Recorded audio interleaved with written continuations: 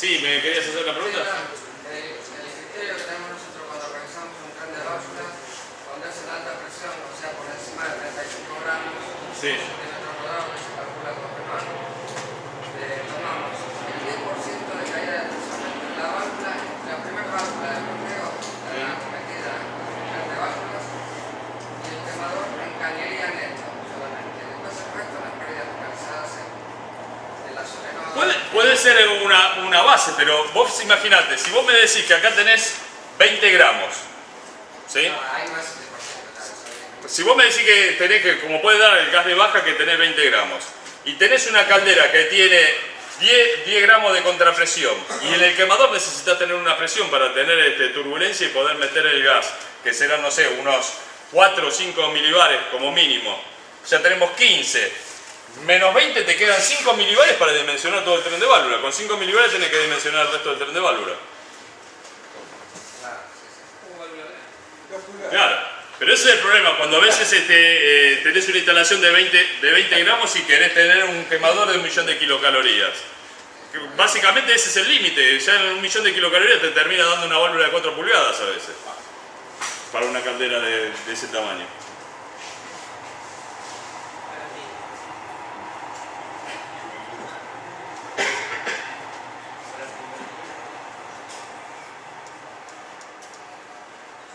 Bien.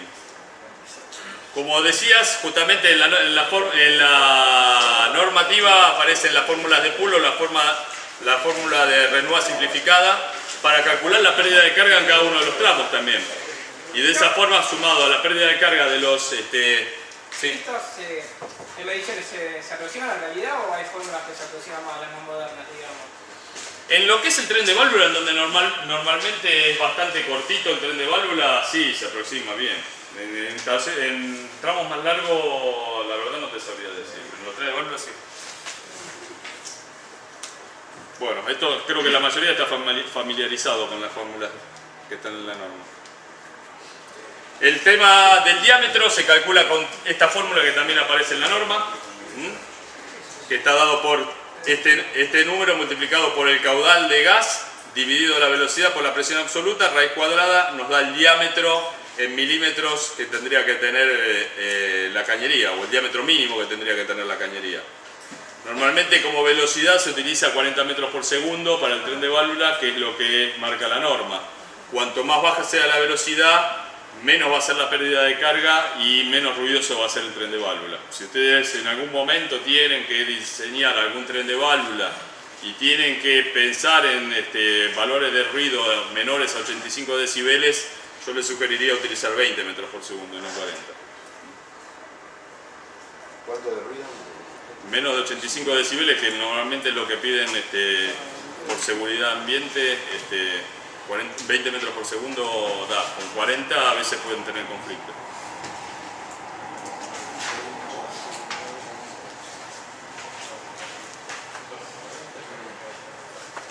El ruido es el soplado, nada más, ¿no? El ruido es la velocidad del gas que está pasando y que genera ruido. Que el ruido en realidad es un fenómeno bastante raro. Hoy justamente hablábamos con algunos colegas. El fenómeno del ruido, sea en cañería de gas como en la misma combustión, es un efecto que puede haber dos equipos exactamente iguales. Uno hace un ruido que parece que se va a desarmar el artefacto y el otro funciona perfectamente. Es un fenómeno acústico que es bastante difícil a veces de solucionar. Pero si uno lo hace conservadoramente, con velocidades adecuadas, tiene menos riesgo que eso. ¿Eso no tiene que ver con salientes en el trayecto? ¿El ruido ese? Tiene que ver con una serie de cosas, pero insisto, muchas veces vos fabricás dos artefactos iguales, dos calderas iguales, con dos quemadores iguales, una te hace ruido, los ajustás iguales, una te hace ruido y otro no. Eso suele pasar.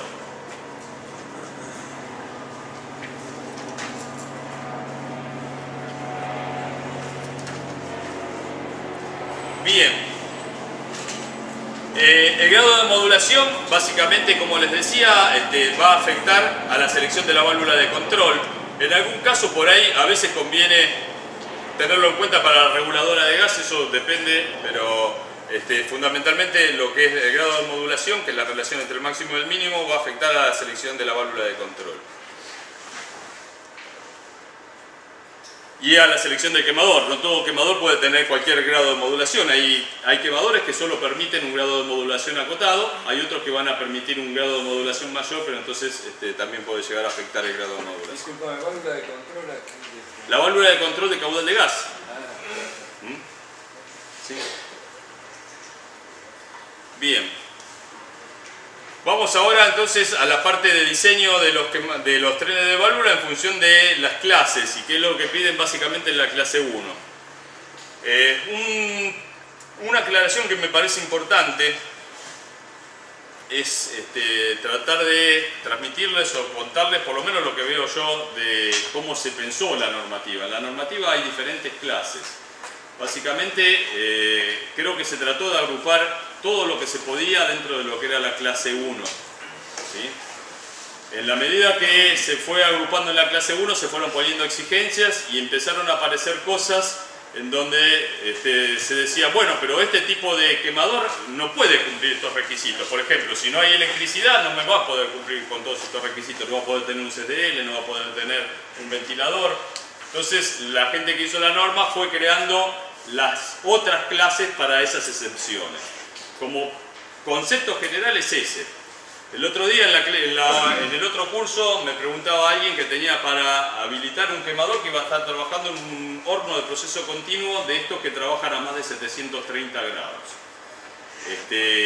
Y básicamente él estaba preocupado porque arriba de 730 grados, en realidad este horno había venido de afuera y arriba de 730 grados la normativa pide colocar por lo menos una válvula de rearme.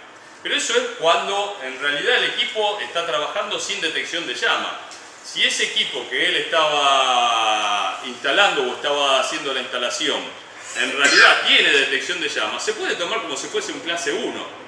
La clase correspondiente a esos hornos arriba de 730 grados, que es la clase 7, se creó para permitir que en determinadas condiciones haya equipos que trabajen sin detección de llama. Si trabajan sin detección de llama, la condición es, se encuadran dentro de clase 7 y a su vez tienen que cumplir otros requisitos como por ejemplo la colocación de una válvula de rearme manual. Ahora, si tiene detección de llama permanente, se puede habilitar como clase 1. ¿Se entiende esa idea? Sí, pero no siempre lo entiende el inspector que reflexiona eso. No siempre lo entiende. El concepto es que se creó la clase 1 y lo otro son excepciones. Si lo podemos clasificar como clase 1, clasifiquémoslo como clase 1. Ahora, si hay algo que en la clase 1 no lo podemos clasificar, para eso están las otras como excepciones. Pero si el horno es automático, Sí. no recuerdo la nueva norma, pero en la vieja norma esa válvula no era exigida. Bueno, ahora en la nueva norma, para los equipos que son clase 7, que la clase 7 lo que dice es, para la condición de arranque hasta que llega a temperatura del régimen, tiene que sí o sí cumplir con lo mismo que clase 1. Pero entonces son todos. Pero lo que pasa es que a veces en ese tipo de procesos lo que tienen son muy altas temperaturas y el detector de llama se puede dañar, entonces dice, bueno, queremos sacar el detector de llama. Para esos casos en donde quieran sacar el detector de llama, bueno, lo pueden sacar, pero tienen que tener una seguridad si se cae la temperatura y una válvula de rearme manual. ¿Para qué? Si por algún motivo se cayó la temperatura, corte y haya un operario que tenga que ir a ver allá a rearmarlo manualmente para ver qué es lo que pasó. La de rearme manual no la pide cuando provoca la puesta fuera del equipo, puesta fuera de servicio. Bueno, claro, pero si se cayó la temperatura te tiene que provocar una puesta fuera de servicio. O no, bueno, una norma vieja no. Pero... Ahora sí, porque justamente lo que te permite sacar el detector de llama es la garantía de que vos tenés más de 730 grados y si se corta la llama y vuelve a entrar combustible, se autoenciende automáticamente. Ahora, si no se te da esa condición de que tenés una temperatura de 730 grados como mínimo, es una condición insegura y te tendría que parar el equipo.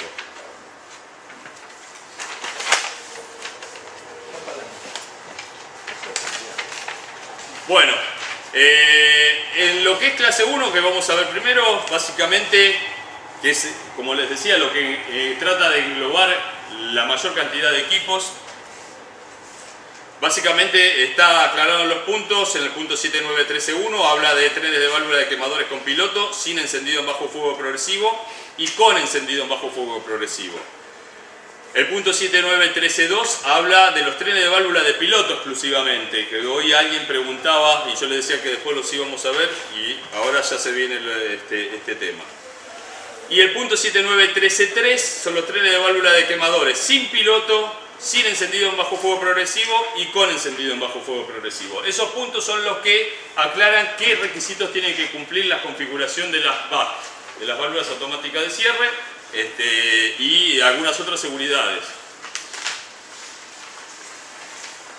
Básicamente, entonces, en forma esquemática tenemos el quemador, tenemos la instalación con su válvula de bloqueo de la instalación y tenemos que llevar el gas hasta nuestro quemador. ¿Sí? Tenemos la línea principal. Básicamente en este momento no vamos a hablar de la parte de subestación.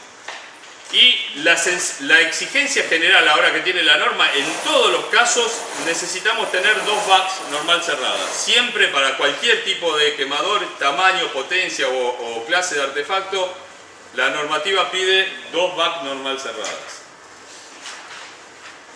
Adicionalmente, para los quemadores sin piloto y sin encendido en bajo fuego progresivo, para exigencias de hasta 120 kW, para potencias de hasta 120 kW, tiene que ser una válvula de apertura lenta y una válvula de apertura rápida, como mínimo. Tiene que haber una válvula de bloqueo manual también. Esto de acá, que está en un color un poco más claro, no es una exigencia de la norma, simplemente es un elemento que absorbe vibraciones o dilataciones que puede ser necesario de acuerdo a la instalación, si realmente va a haber dilataciones o no. Generalmente en pequeñas capacidades no hace falta, en pequeñas potencias no hace falta. ¿Esta? Sí, acá van a ver acá que hay cosas que están en negro y otras que están en un color un poco más claro. Lo que está en un color más claro no es una exigencia de la norma, o son cosas que no estamos hablando en este momento, como esto que no estamos hablando en este momento, que está más claro. Esto es un absorbedor de dilataciones, es un manguito de dilataciones que después vamos a ver de qué se trata. Dos válvulas de bloqueo automático, las VAC, normal cerradas, para 120 kW. Una tiene que ser lenta y la otra puede llegar a ser rápida. Si quieren poner las dos lentas, también lo pueden hacer, pero es más caro una válvula lenta. ¿Estamos hablando del quemador o del piloto? Estamos hablando del quemador principal, un quemador principal que tenga hasta 120 kW, que no tenga piloto y no tenga encendido en bajo fuego progresivo. Lo que pasa es que no tenemos ese... ¿No? Claro, en la animación, ustedes lo que tienen impreso ahí es parte de la animación, no ven toda la animación en el láser. Pero en el dibujo que nos mandan acá, el PSH lo metieron arriba de la válvula lenta, eso está bien. Pero esto es una guía para lo que ustedes están viendo. Vayan haciendo las anotaciones de lo que vamos viendo acá.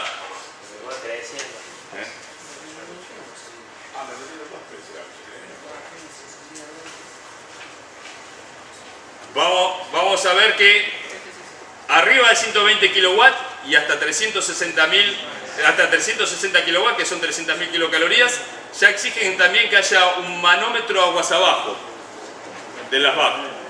¿Sí? Fíjense, esto lo que está indicando acá son las tomas de presión, que alguien me preguntaba si tenían que estar las tomas de presión o no tenían que estar. Las tomas de presión tienen que seguir estando, ¿sí?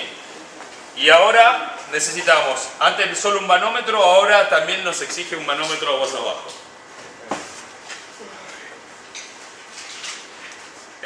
Un tema que me olvidé de mencionarles, este quemador puede arrancar directamente con la totalidad de su potencia, de los 120 kW, las 100.000 kilocalorías. En el paso siguiente,